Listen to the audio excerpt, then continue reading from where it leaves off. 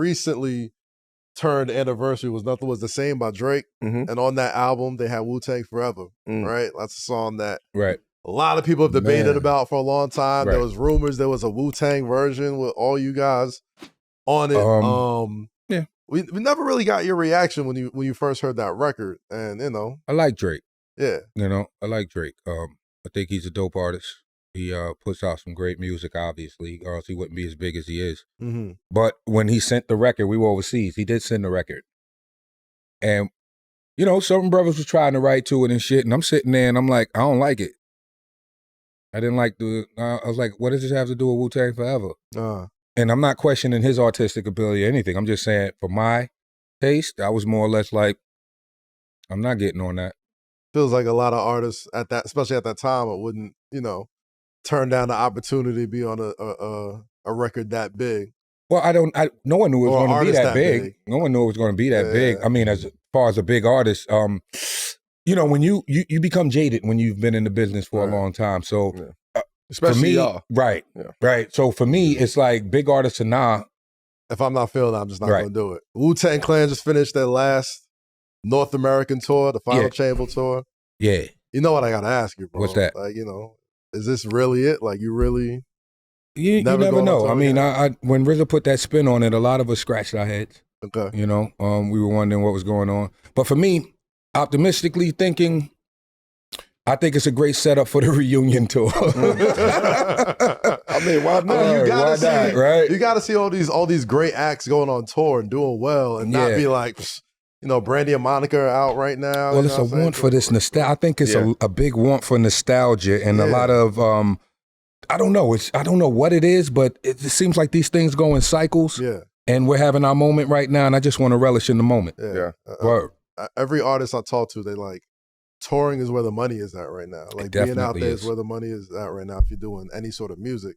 And it feels like every big tour I hear about is like not artists from this era. It's like artists from like 90s. You had Nicki went out on her tour. I think she was one of the highest grossing tours. Let's not forget Queen Beyonce went out on her joint. And it's a few of them out there, but I get what you're saying as far as artists that have been in the business established artists 20 with plus, catalog. 15 plus years. Yeah.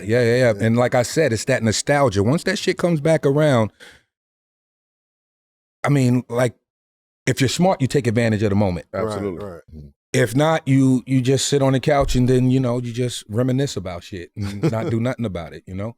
But we were in a great space before the final tour came up because we had just did a residency in Vegas, which went really we was there. Well. I was there. Yep. One thing about Wu-Tang is we have great walk-up numbers. Now, the numbers may not reflect pre-sale, but the walk-up numbers are always great. Same thing with me and Redman, and I think a lot of that has to do with the type of show we put on. I was even impressed with the brothers when I saw the show. Because when they went on the initial New York State of Mind tour with Nas, I wasn't on the tour. I was shooting a movie. Right. And I had a day off. I remember flying to Canada for the TIFF, Toronto International Film Festival. And on the way back to Columbia, I stopped in New York to do the Prudential show. And I was watching the show and I was like, when did niggas get this shit? I go backstage and I'm like, wait a minute, y'all got lockers and shit? Wait, what's going on here? We ain't never had no shit like this. This is some real, live, professional shit. Yeah. So I was excited after that and shit. As soon as that motherfucking movie was over, I didn't even go home. I went and joined the tour.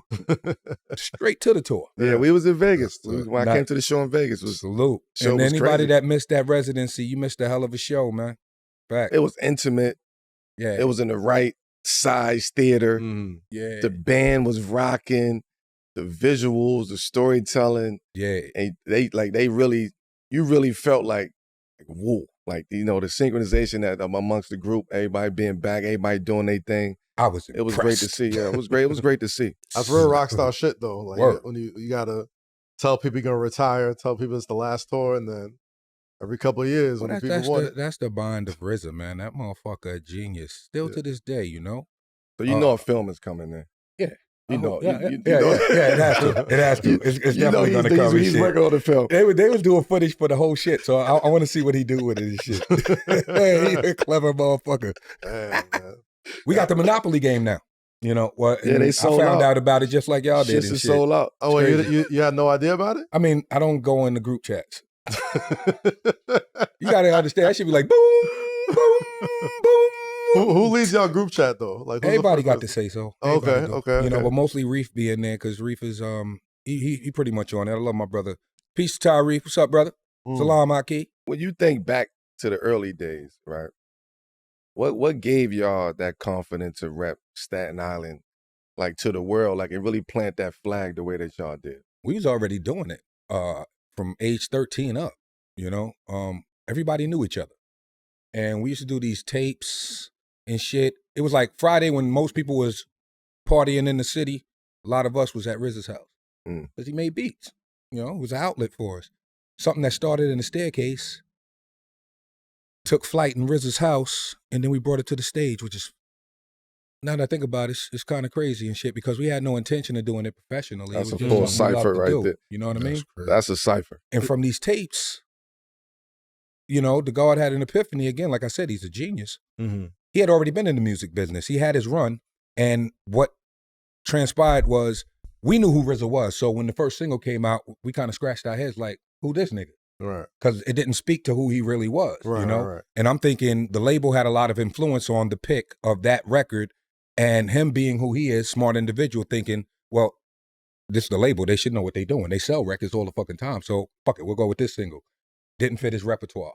So in his mind, if I do get another shot at it, I'm definitely doing it my way. Yeah. Right. And it resonated because we got one of the most original deals you've ever seen in your fucking life.